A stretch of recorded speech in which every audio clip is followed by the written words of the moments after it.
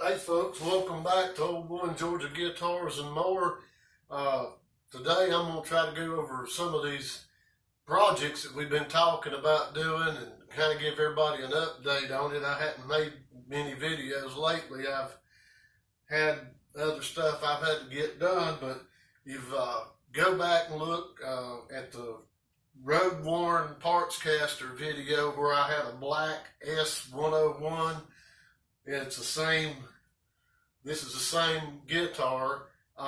We talked about making it into like a road worn or kind of a semi-relic type guitar, but it had a plywood. It's got a plywood body. So really, there's no grain to a plywood body. There's nothing. If you expose the wood, there's nothing there, any kind of grain. So what I decided to do was just put just a different paint job on, just a rattle can paint job. That's took a while, and I'm here in Georgia, and it's July, and the humidity, like today's 75%. It makes it real hard to try to paint. So, but I'm just trying to catch everybody up on it. I had another Pickguard in the first video that I talked about putting on it, and but since it's got the swimming pool route, I decided, well, I'd just do something a little different. So I went to GFS and picked up this this loaded Pickguard. It's got the humbucker and 2 single coils, 3-ply, and it actually has the bigger size pots in it. They're, I think they're ginseng made in Korea. So they feel really nice. So I picked this up, like I say, at GFS for like $35. Plus it was on sale. I think I got a few dollars off. So, around $35 for this loaded Pickguard. I mean, and that's, everything there. You really can't buy the separate components and everything.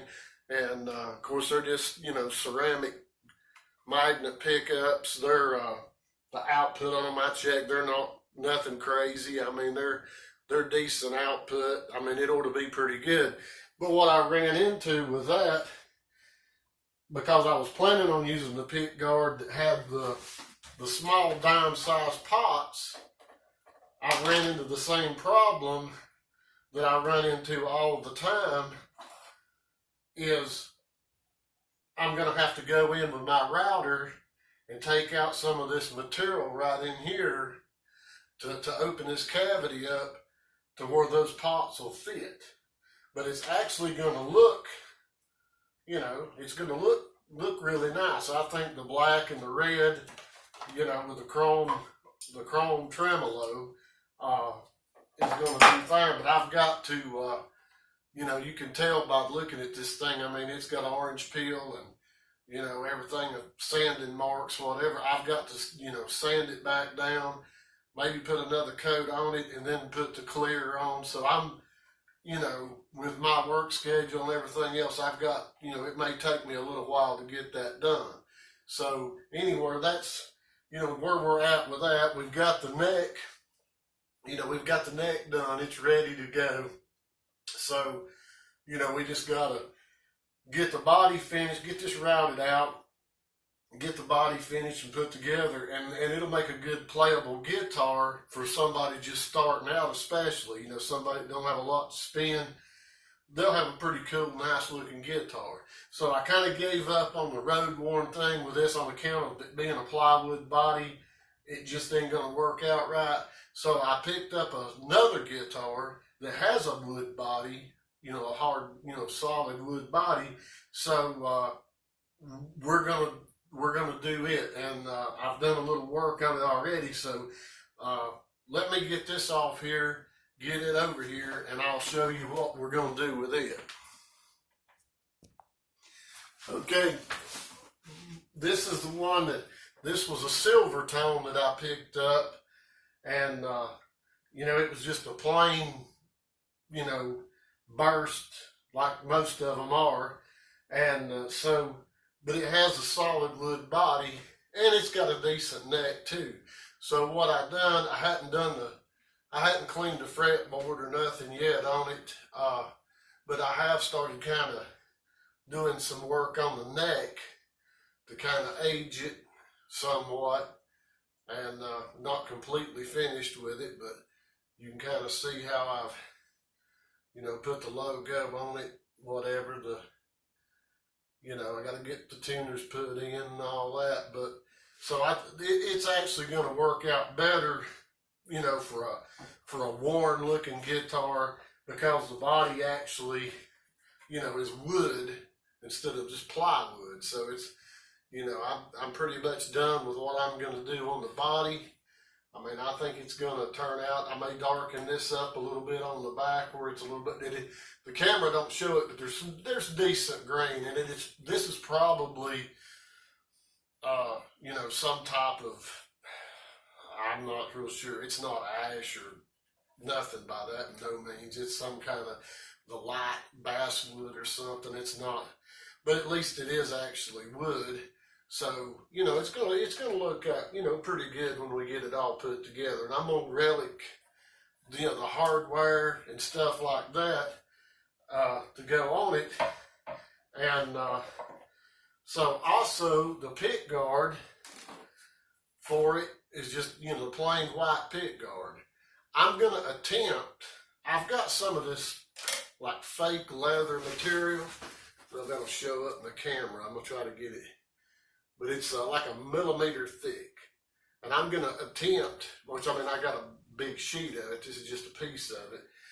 I'm going to attempt to cover the pickguard with this leather looking material. And to do that, I'm going to have to, enlarge the pickup holes in the pickguard, which you don't really have, you can't really rob any off the ends right here. I mean, that's, where your screw holes are. So I'm going to try to take, like a millimeter off each side, try to work it out to where I can roll that material in. It may work and it may not. I'm going to give it a try because I think it would look pretty cool on this guitar. So I'm going to, I've got to enlarge the switch, the notch for the switch. I'm going to try that. I've never tried to do it with something like this. I've used thinner stuff, but I'm gonna attempt that. If it don't work out, we'll go to plan B. So that's where I'm at, and I may try to do a video on if anybody's interested on aging this stuff. Well, I use muriatic acid. I got a pretty safe setup that I do. If anybody wants to see a video on that, I've got a couple of guitars that I'm going to be, aging the stuff. And when I say relic or age something, I'll wear the paint down a little bit. I'm not going to take a hammer and beat on it. I mean, I'm not going to, cut places in it. I mean, that to me, I don't understand that. Just something that it looks like it's been used. And, like I say, I know a lot of people really get upset about that. You need to play it 20 years, 30 years, and get it all natural, whatever. But that's anybody's own opinion. I mean, I've got an SG that I bought in 2006 that's been played and played and played, and it looks just like the day I bought it. So, I'm 53 years old. I don't know how many years I'm going to play a new guitar that wears out. But that being said, I've got this SRV that I've done work on. Put the different pickups, the iron gear pickups in, the Texas Loco pickups, and I know I'm behind on demonstrating those. But what I'm gonna do tomorrow, I'm getting a new Fender, the Road Worn Series 50 style Strat. It's supposed to be here tomorrow. I decided it's time.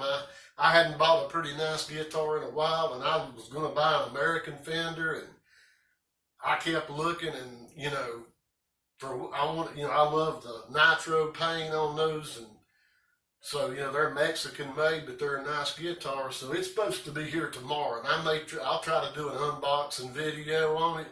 But what I want to do is when I get this put together, we've got the SRV have the new fender come in. So I want to do a video with all three guitars once they're put together and look at the cost of what it costs to do like the SRV Chinese copy I got, the upgrades that I've done, the upgrades I'll have to do, and like this guitar, getting it up to where it's, you know, playable and whatever pickups, whatever we decide to do, and compare the cost of going out and buying something like this Fender, brand new, this got the road worn, got the nitro finish, got, you know, the whole deal. It's got, I think, the Tex-Mex pickups in it.